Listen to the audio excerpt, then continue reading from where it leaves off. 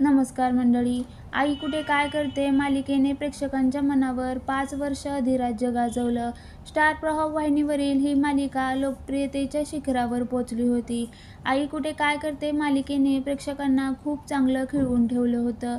या मालिकेतील नायिका अरुंधती म्हणजेच अभिनेत्री मधुराणी प्रभुलकरवर जितकं प्रेक्षकांनी भरभरून प्रेम केलं, तसंच या मालिकेतील खलनायिकेला देखील प्रेक्षकांनी अक्षरशः डोक्यावर घेतलं.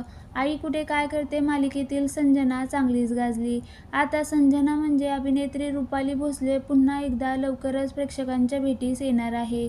याबाबत स्वतः रुपालीने खुलासा केला. लोकमत फिल्मीशी संवाद साधताना रुपाली भोसलेने लवकरच नव्या भूमिकेत झळकणार असल्याचं सांगितलं. यावेळी रुपालीला विचारलं, पुन्हा एकदा कमबॅक करायचा विचार आहे का?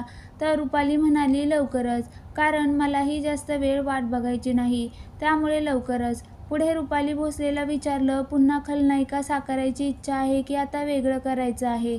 अभिनेत्री म्हणाली, जे येईल ते करणार, असं काही नाही की हेच करायचंय. जर निगेटिव्हिटीसाठी विचारण्यात आलं तर माझ्यासाठी ते आव्हानात्मक असेल, कारण एक प्रेक्षकांना दिलं जात आहे, तर अजून काय देता येईल? संजनाला ब्लर करण्यासाठी माझ्यासाठी जास्त प्रायोरिटीचं असेल. संजनाला ब्लर करून नवीन भूमिका प्रेक्षकांमध्ये रुजवणं हा हेतू असेल, त्यामुळे माझ्यासाठी हे खूप आव्हानात्मक असेल.